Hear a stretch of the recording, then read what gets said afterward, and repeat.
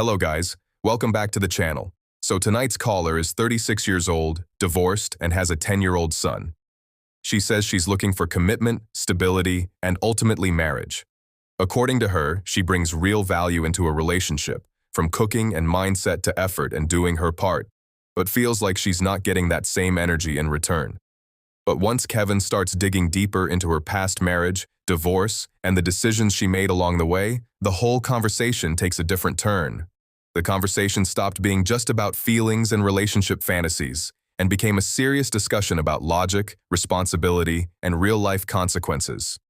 They touched on everything: therapy, co-parenting, accountability, and even whether reconnecting with her child's father makes more sense than starting over with someone new.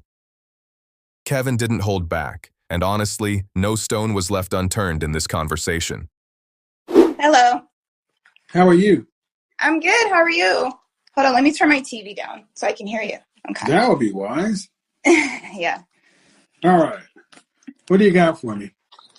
So, now that you're talking about competence, I feel like I've brought some value to relationships. I just feel like the value that I bring is not necessarily reciprocated in a way. Okay. You're speaking earlier about what you have to offer. I feel like, yeah, I can cook. I don't have a cookbook, but I got some good recipes under my belt, and I got a pretty good head on my shoulders. I think it's just the choices that I've been making when it comes to men, and that's no fault of my own.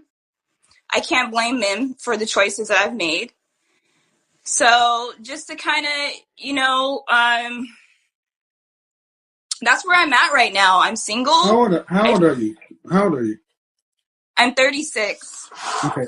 Do you have any children? I have one son. I have a 10-year-old. All right. What do you want? I want stability. I want a solid, Do you want to be married? Do you want to be married? I do. I was married before. Okay. To have another union would be good. Were you married to your son's father? Yes. How long were you guys married? We're married for almost 5 years. And why did you guys split? We split because the relationship was unhealthy. We just weren't getting along. Okay. I felt like he wanted to be married. I felt like it was the right thing to do because I think we were kind of pressured by both sides of the family. Were you pregnant? I was pregnant, yes. So did you guys get any? How long were you together before you got pregnant? About almost a year. It wasn't that long. Did you guys get any kind of counseling while you were married? We did. We got counseling, but I feel like the counseling sessions were biased because a lot of the things I was bringing up to the attention of the therapist, it was almost like sides were being taken. So I just felt like he was coming. And it was obviously biased against you. Right. He was biased against me.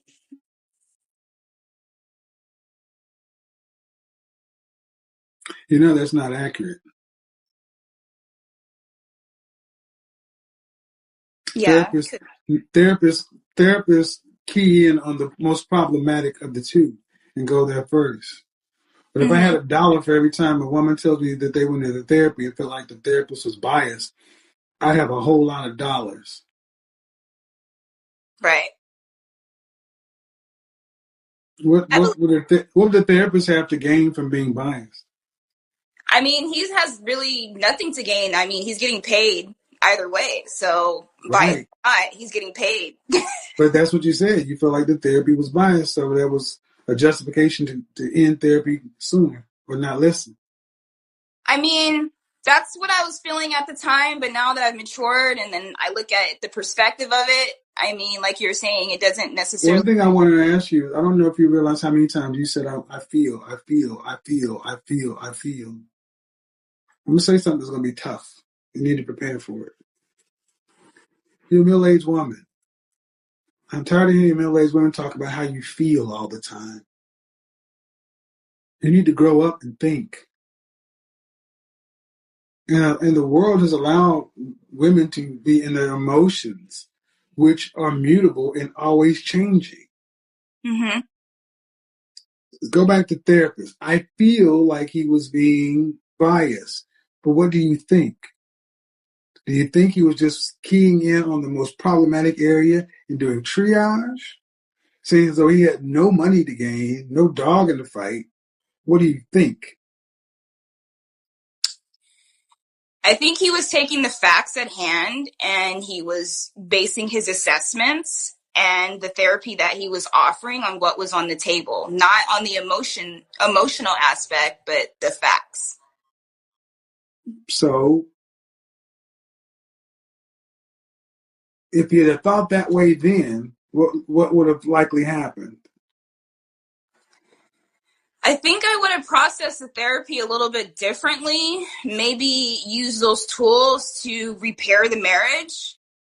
Mm-hmm. I feel like there's things that I could have done more to process that information, to apply it to our marriage. But it was like after therapy was over and we kind of stopped going to the sessions, it was like the marriage just continued to Who tank. stopped going to the sessions? We both, we're having like verbal spats in therapy. Right. Okay, but it's working, so we just stopped. But there's usually a precipitation. So my point is this: had you thought instead of felt, and had you valued your marriage and your relationship and wanted to save it versus divorce, we've made it very easy for people to leave now. Okay, fine. But now you're a mother of one divorced out here. And if you want to have a relationship with a man, again, you're going to have the same messy, chaotic pieces. People are imperfect. Right. This is why I'm a fan of actually working through what you have with somebody you make a baby with, because the reality is, man, most men do not want to take on another man's child.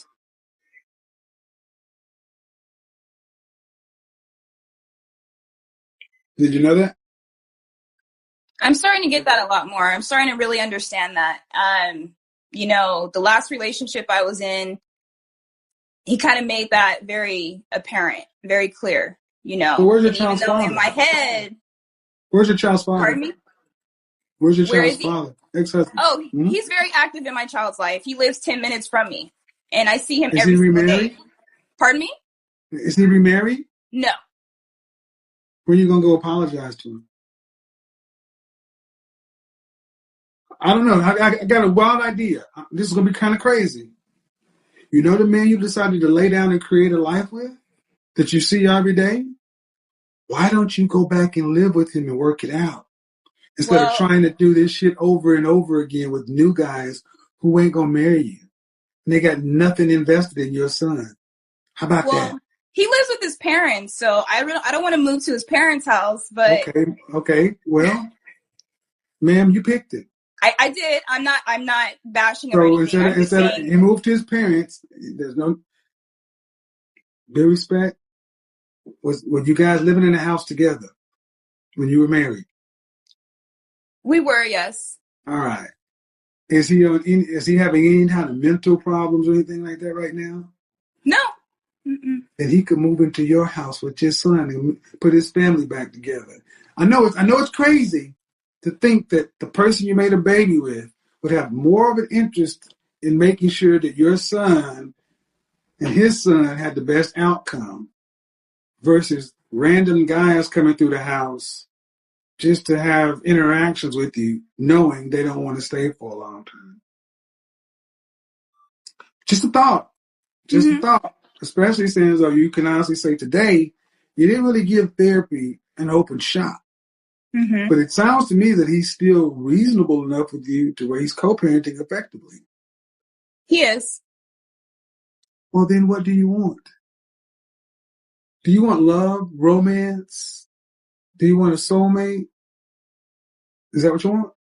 I do. Then go watch a goddamn Disney movie. You're a mother. You get duty. That's what you get. You get duty. Duty to your son, duty to your husband, duty to your family. The women who came before you guys understood that they needed to have a duty to everyone else, not just their fifis. Right. So thank you for at least being honest.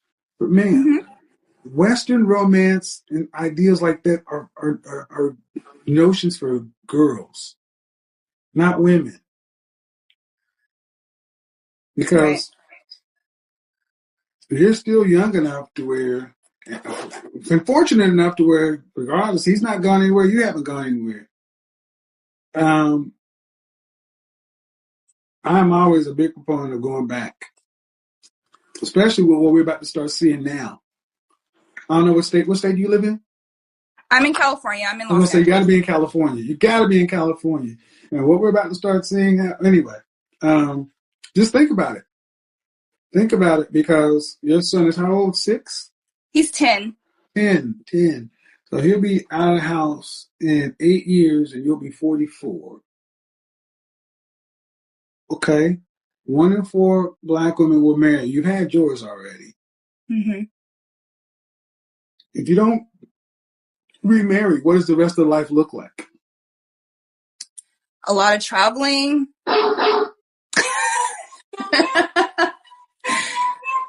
A lot of traveling. What do you do for a living? I'm an accountant at a law firm. Okay, so you make good money, decent money. Mm-hmm. How much are you going to need to retire on?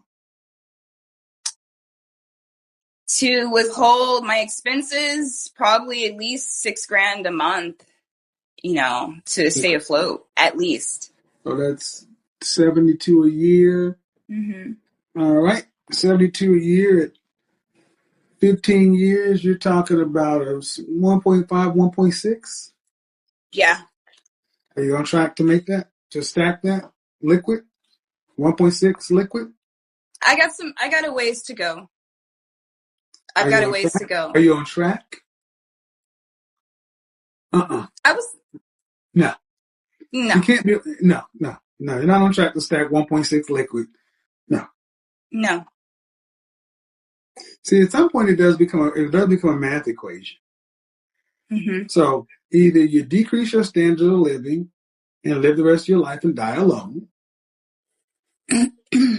or you choose to work with the man you chose to reproduce with, and you guys build some semblance of a life together, partner practically like every other human being did in the course of time.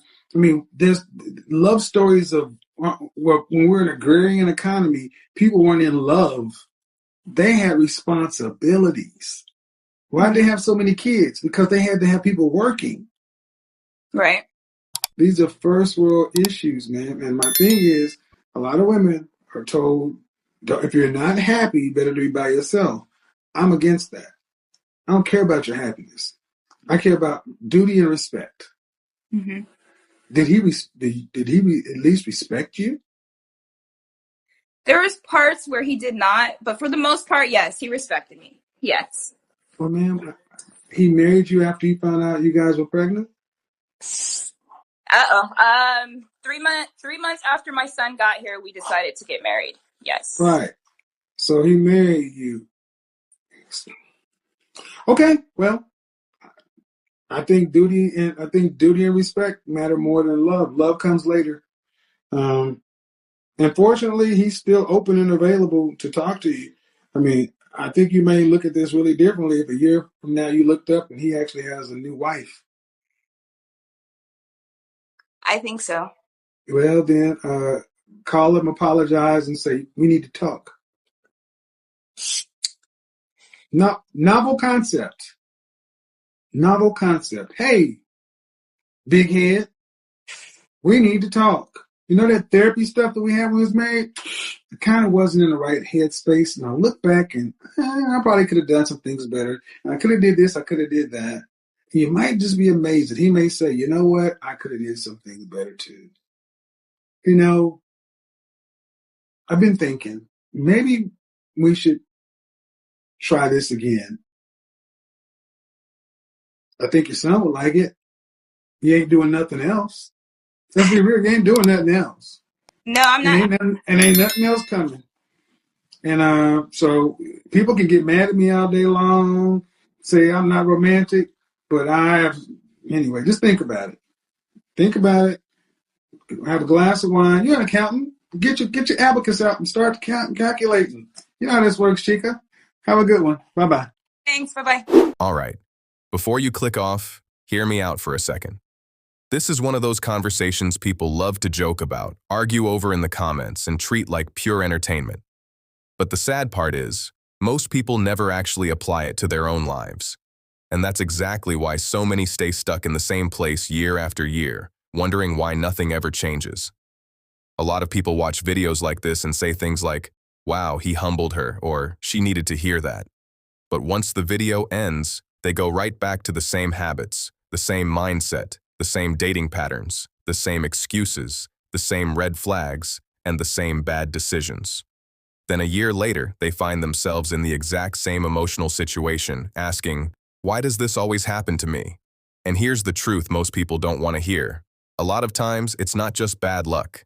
It's not always society, social media, or the lack of good men or good women. Sometimes it comes down to the choices we keep making over and over again while expecting a different result. It's easier to demand better than it is to look in the mirror and ask yourself the hard questions. Do my standards match the way I live? Do my habits support the future I say I want? Am I actually growing as a person, or am I just getting older? Because truthfully, a lot of people are aging without growing.